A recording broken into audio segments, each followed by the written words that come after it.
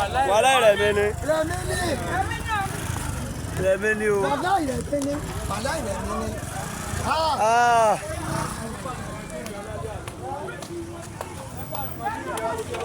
Ṣé pé ọ̀gá nu o ṣẹ́tìrí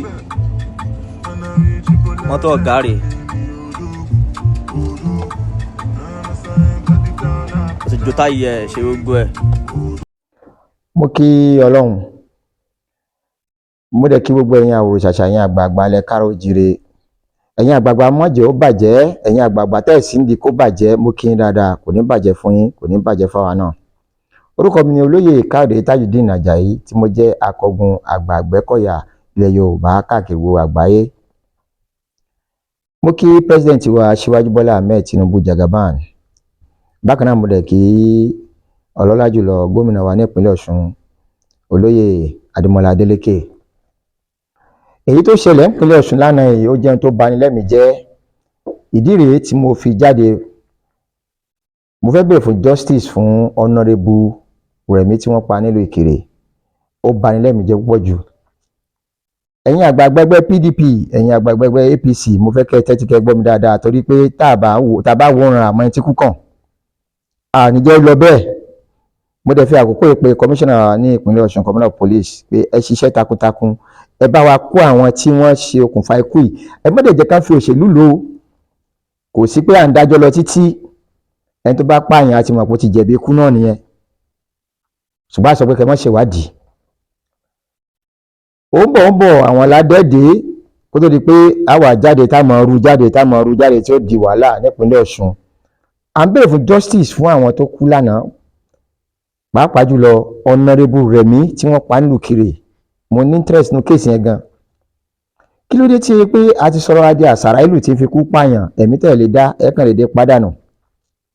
Ẹni tó jí inú ilé ẹ̀ láàárọ̀ tó dágbé fún ìyàwó tó dágbé fún àwọn ọmọ pòun náà ń lọ àtijọ́ àti mú ẹ sì gbẹ̀mí ẹ̀. Ẹ̀yin tẹ́ ń gbẹ̀mí ẹ̀ níbẹ̀rù Ọlọ́run, ẹ̀ràn tí péjọ kan náà lọ́wọ́ gbẹ̀mí tiyín náà. Èmi akọgun mò ń bẹ̀rẹ̀ fún justice fún arákùnrin yìí. Ìjọba òkè àfẹ́kẹ́ wo èyí tó ṣẹlẹ̀ níran rárá. Gómìnà wa, ìdí tí mo fi ń bá yín sọ̀rọ̀ ni pé ẹ̀yin ni wọ́n dáràn ẹ̀ bọ̀ lọ́rùn. Ẹgbẹ́ yín ni ó ṣiṣẹ́ yìí.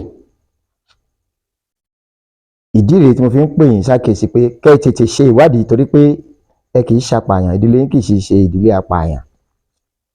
Ẹ wá àwọn tó ṣekú pa honourable Rẹ̀mí nílùú Ìkirè, ẹ wá wọn jáde ní kíákíá torí pé ẹ̀yin ní first citizen wa lọ́ṣun, ẹ̀yin tún ni ẹ jẹ́ olórí fún ètò ààbò nípínlẹ̀ Ọ̀ṣun. Gẹ́gẹ́ bí olórí fún ètò ààbò nípínlẹ̀ Ọ̀ṣun, ó yẹ kí ẹ dáàbò bo ẹ̀mí wa ni, kò yẹ kó jẹ́ pé ikú máa mú àwọn èèyàn wa lọ. Ìyẹn làwọn ò ní gbà. Gẹ́gẹ́ bí ọmọ Yorùbá, èmi ò ní gbà kí wọ́n máa pa àwọn èèyàn mi, kí wọ́n máa fi kú pa Yorùbá. Àwọn tí ó bá jẹ́ kó Ọlọ́run, kò sí èyí tó kàn wá, Ọlọ́run ló lẹ́mìí, ó sì lè mẹ́mìí gbogbo wa lọ.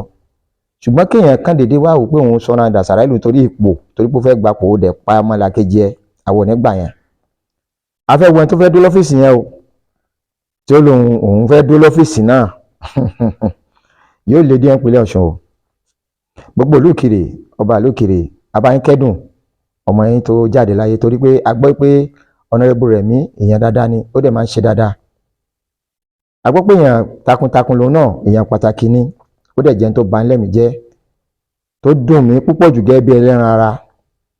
So mo ń fi àkókò ìpè gómìnà alẹ́ kan sí pé mo fẹ́ kẹ́ ẹ ṣiṣẹ́ ní kíákíá. Ẹ kó wọn jáde, ẹ má jẹ́ ká ṣe fi òṣèlú lò, tí wọ́n bá fi òṣèlú lò yóò le díẹ̀. A láti dẹ́kun ìwà ìbàjẹ́ láàrin ẹ̀yin olóṣèlú. A láti dẹ́kun ìwà ìbàjẹ́ kẹ́ máa para yín, ó ti tó gẹ́.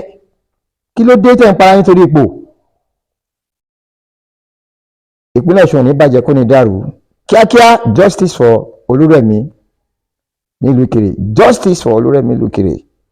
Gbogbo àtàdẹ̀pá náà gbọ́n náà la máa wá jáde, tá a máa gbé wọn sórí afẹ́fẹ́ káyé lè mọ̀ wípé ṣé n tó dáa ni. Nígbà tán nílé ẹjọ́ dájọ́ pé KPC lọ sí ọ́fíìsì àwọn chairman, ẹ̀yin ló dẹ̀ tún gbalẹ̀ ẹjọ́ lọ, tó bá ṣe pé ibi tẹ́ lè gbà lọ, tó bá lè gbalẹ̀ ẹjọ́ lọ ẹ̀ẹ́dẹ̀jọ́ sọ́ǹtì bí nùbí kí ló dé tó yẹ pé wàdà Sàràìlù tí wọ́n ń pààyàn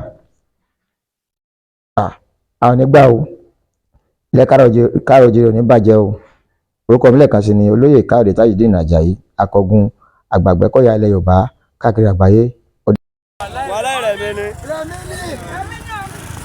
Rẹ̀mí ni o.